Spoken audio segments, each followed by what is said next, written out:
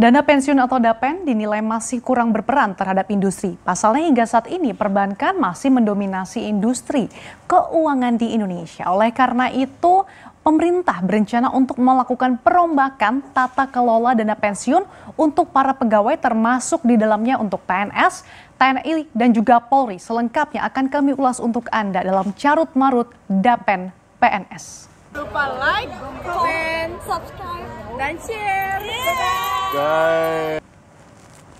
Tata kelola program dana pensiun di dalam negeri, terutama untuk aparatur sipil negara atau PNS, TNI, dan juga Polri ini masih terbilang carut-marut dan perlu ada perombakan yang signifikan untuk membenahinya. Badan Pemeriksa Keuangan melaporkan program pensiun PNS, TNI, dan Polri untuk menjamin perlindungan penghasilan hari tua pada tahun 2018 sampai dengan semester 1 2019 tidak efektif. Pasalnya, tata kelola penyelenggaraan jaminan pensiun PNS belum diatur secara lengkap dan juga jelas, serta belum disesuaikan dengan perkembangan peraturan perundangan yang berlaku. BPK juga menyoroti bahwa pemerintah tidak lagi mewajibkan badan penyelenggara untuk menyampaikan adanya laporan aktuaris sebagai bagian dari laporan berkala yang harus disampaikan kepada pemerintah. Nah, tidak adanya laporan aktuaris itu membuat pengelolaan risiko keuangan negara belum mempertimbangkan kewajiban pemerintah atas perhitungan aktuaria dalam program jaminan pensiun PNS, TNI, dan Polri. Akibatnya apa? Adanya resiko peningkatan belanja pensiun di masa depan yang akan berdampak pada penurunan manfaat pensiun serta juga peningkatan iuran sampai dengan keberlangsungan program jaminan pensiun bagi PNS. Selain beberapa permasalahan ini, sebenarnya ada hal lain yang juga menjadi problem, yaitu DAPEN bisa dibilang terlalu membebani anggaran APBN gitu ya. Kita lihat lagi di slide berikutnya. Nah, Direktur Jenderal Anggaran Kementerian Keuangan Askolani mengatakan dana pensiun yang ada saat ini dinilai tidak memegang peran yang signifikan pada perkembangan industri keuangan Indonesia, di mana sistem perbankan masih mendominasi industri keuangan Indonesia dengan porsi 78%. Sementara untuk dana pensiun ini hanya 2,5% dari total aset sektor finansial. Kemudian ukuran industri dana pensiun Indonesia dari total aset dana pensiun terhadap PDB pun masih jauh tertinggal dari peer countries kita. Oleh karena itu, untuk mendapatkan potensi maksimal, DAPEN harus dikelola dengan baik dan hati-hati atau prudent untuk meningkatkan kepercayaan pada industri dana pensiun. Pasalnya, saat ini pengelolaan DAPEN di Indonesia cenderung menempatkan aset mereka pada instrumen investasi jangka pendek dengan volatilitas rendah dan juga keuntungan yang sedikit. Dan kita lihat, dan ini berdasarkan laporan keuangan pemerintah pusat, anggaran APBN tunjangan pensiun pegawai di tahun 2019 saja ini berada di 119,48 triliun rupiah. Dan secara historis kalau kita lihat ini terus meningkat nih dari tahun ke tahun sebelumnya. Dan adapun Dirjen Anggaran Kementerian Keuangan Askolani mengatakan bahwa besaran dana untuk pensiun dari APBN pun berkisar 40% sampai 75% dari gaji pokoknya, tergantung dari masa kerja. Nah, anggaran yang hampir mencapai 120 triliun ini diberikan kepada 3,1 juta orang yang dibayar melalui Taspen untuk pensiunan PNS dan melalui Asabri untuk pensiunan TNI dan juga Polri. Setiap tahun, Taspen selaku pengelola DAPEN mencatatkan adanya pendapatan premi yang lebih rendah dibandingkan dengan klaim yang diajukan. Sebagai informasi saja, di tahun 2008, total anggaran untuk DAPEN pegawai negeri ini hanya sebesar 36 triliun rupiah. Nah, sementara tahun lalu anggaran APBN untuk pensiunan para pegawai PNS ini mencapai 119,48 triliun rupiah.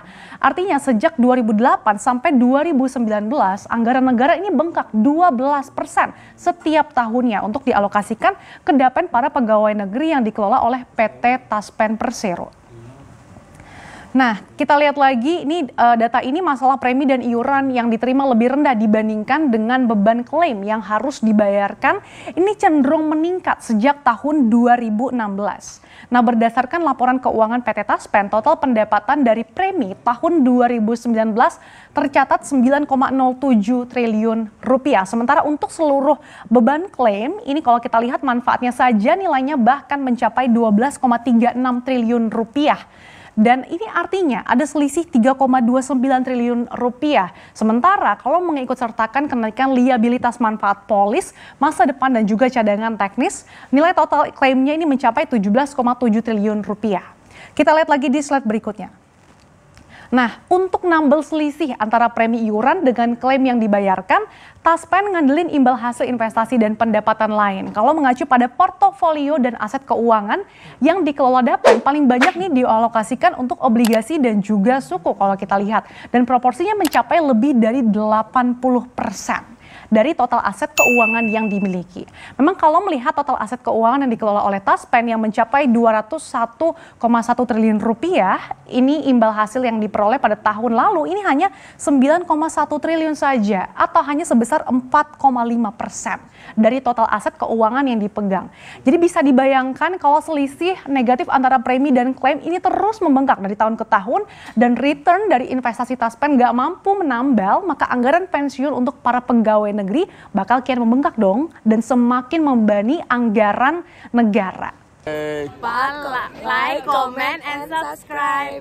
Dan share. Jadi kita tunggu saja seperti apa perkembangan terbaru dari skema ini. Melihat penasaran ini, sebenarnya juga pemerintah berupaya untuk melakukan perombakan tata kelola Dapen bagi para pegawai yang termasuk di dalamnya PNS, TNI, dan juga Polri. Nah, selama ini sistem PSU Go diterapkan di dalam negeri. Artinya PNS yang masuki masa pensiun, APBN akan menanggung sampai istri atau suami dan anak. Jadi sistem inilah yang dinilai menjadi faktor pemicu bengkaknya anggaran pemerintah.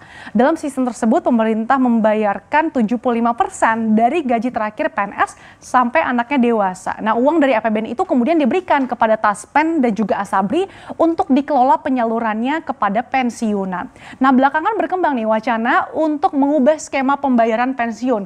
Dalam skema terbaru pemerintah dan PNS patungan membayar iuran dana pensiun untuk dikelola Taspen dan juga Asabri dengan mencari return dari investasi sebesar mungkin. Nah, sistem semacam ini juga diterapkan di Thailand dalam program Government Pension Fund atau GPF, di mana para calon penerima manfaat tunjangan pensiun diminta untuk ikut patungan minimal 3% dari gaji dan kontribusi maksimalnya dipatok 15%. Dan kita tunggu saja perkembangannya, semoga saja memang skema pembayaran pensiun yang baru ini bisa meningkatkan kepercayaan pada industri dana pensiun dan tentunya tidak semakin membebani anggaran negara.